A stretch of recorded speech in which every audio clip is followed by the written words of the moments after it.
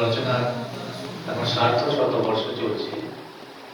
1875 সালের 7ই নভেম্বর রচিত হয় এই গানটি। বঙ্গদর্শন পত্রিকায় প্রকাশিত হয়। তারপরে 1882 সালে আনন্দমঠ উপন্যাসে গানটি নথিভুক্ত হয়। আনন্দমঠ উপন্যাসে যখন গানটি উনি দেন, তার নিচে একটা ফুটনোট লেখা ছিল, গানটিতে মলহার রাগে সুরারোপিত। কিন্তু এই মলহার রাগের সুরটি আমাদের জানা নেই, কারণ এই সুরটি করেছিলেন বঙ্কিমচন্দ্র চট্টোপাধ্যায়ের সংগীত গুরু যদুনাথ ভট্টাচার্য, বা যিনি যদু ভট্ট নামে পরিচিত। কিন্তু সেই সুরটি আমাদের কাছে সহজলভ্য নয়, আমরা পাইনি।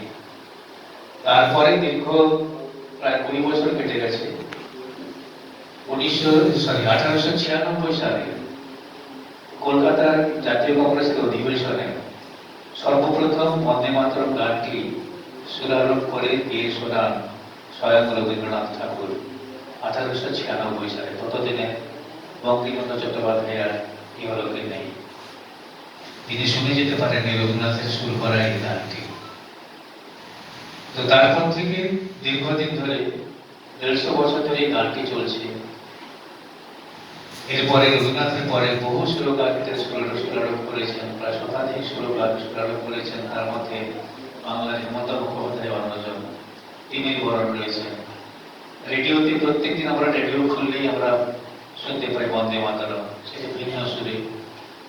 কিন্তু আজকে আমি যেটি পরিবেশন করবো সেটি রবীন্দ্রনাথের করা প্রথম সুর, যেটা আমরা পেয়েছি জনসমক্ষে, যেটা প্রচারিত হয়েছিল 1896 সালে। সেই সুরটি অবলম্বন করে রবীন্দ্রনাথের সুর করা সেই বন্দে মাতরমটি আপনাদের সামনে আজকে উদ্বোধনী সঙ্গীত হিসাবে পরিবেশন করছি।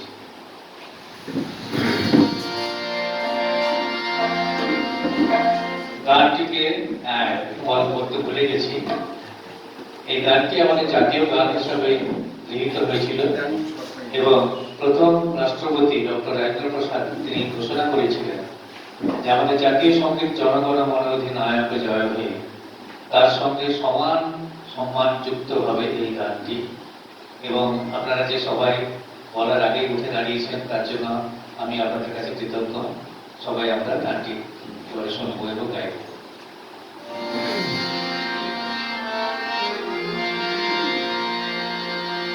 বন্দে